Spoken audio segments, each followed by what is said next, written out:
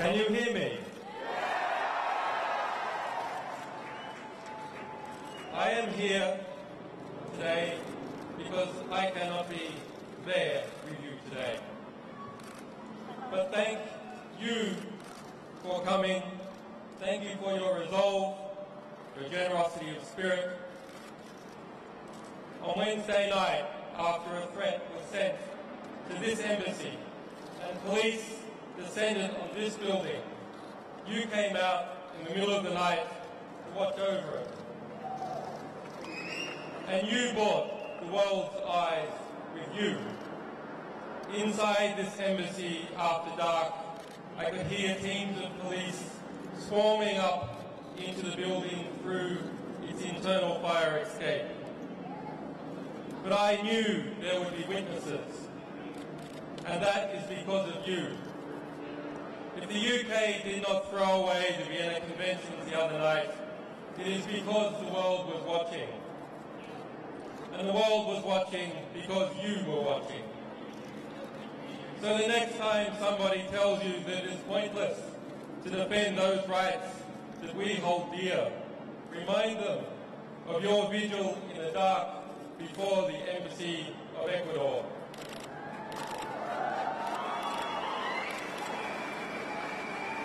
Remind them how, in the morning, the sun came up on a different world and a courageous Latin American nation took a stand for justice.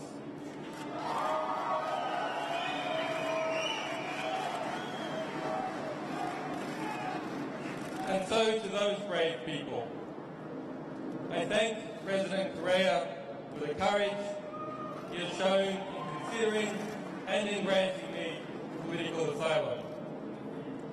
And I also thank the government, and in particular Foreign Minister Ricardo Patino, who upheld the Ecuadorian Constitution and its notion of universal citizenship in their consideration of my asylum. And to the Ecuadorian people for supporting and defending this Constitution.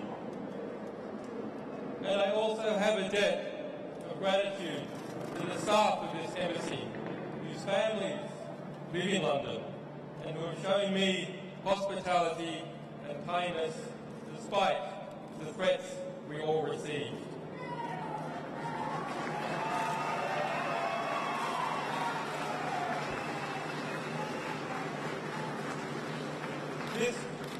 This Friday, there will be an emergency meeting of the foreign ministers of Latin America in Washington, D.C. to address this very situation. And so I am grateful to those people and governments of Argentina, Bolivia, Brazil, Chile, Colombia, El Salvador, Honduras, Mexico, Nicaragua, Argentina, Peru, Venezuela, and to all other Latin American countries who have come out to defend the right to asylum.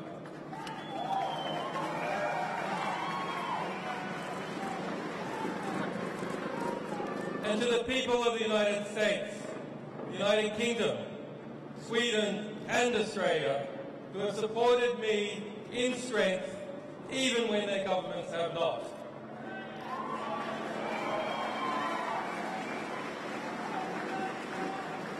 And to those wiser heads in government who are still fighting for justice, your day will come.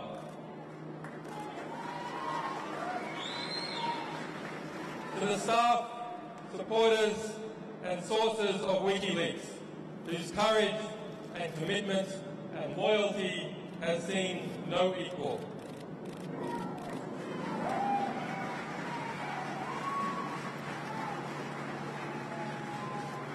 To my family and to my children who have been denied their father, forgive me, we will be reunited soon.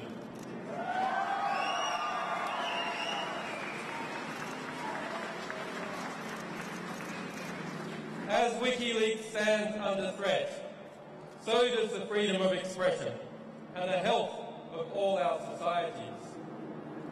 We must use this moment to articulate the choice that is before the government of the United States of America. Will it return to and reaffirm the values, the revolutionary values it was founded on?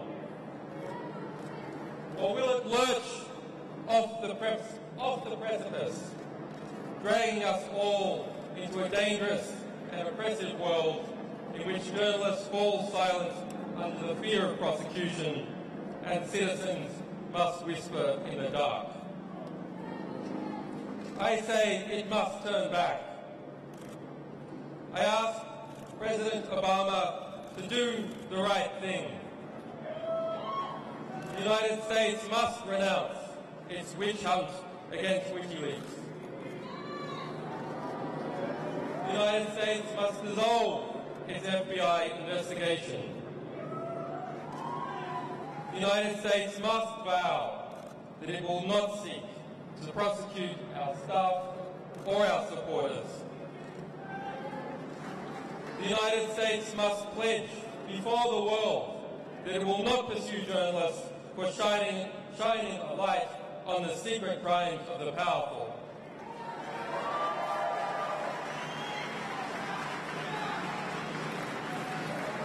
There must be no more foolish talk about prosecuting any media organisation, be it Wikileaks or be it the New York Times. The US administration's war on whistleblowers must end. Thomas Drake, William Binney, John Karakou and other heroic whistleblowers must be pardoned or compensated for the hardships they have endured as servants of the public record.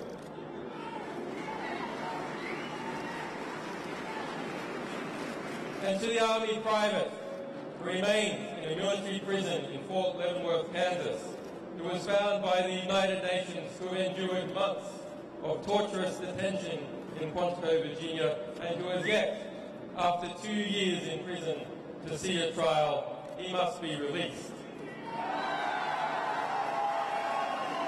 Bradley Manning must be released.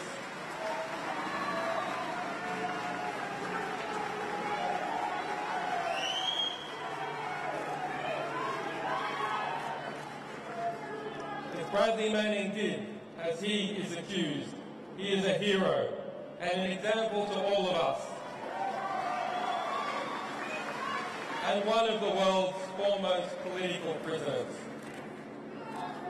Bradley Manning must be released. On Wednesday, Bradley Manning spent his 815th day of detention without trial. The legal maximum is 120 days. On Thursday, my friend Nabil Rajab, president of the Bahrain Human Rights Centre, was sentenced to 3 years in prison for a tweet. On Friday, a Russian band was sentenced to 2 years in jail for a political performance. There is unity in the oppression. There must be absolute unity and determination in the response.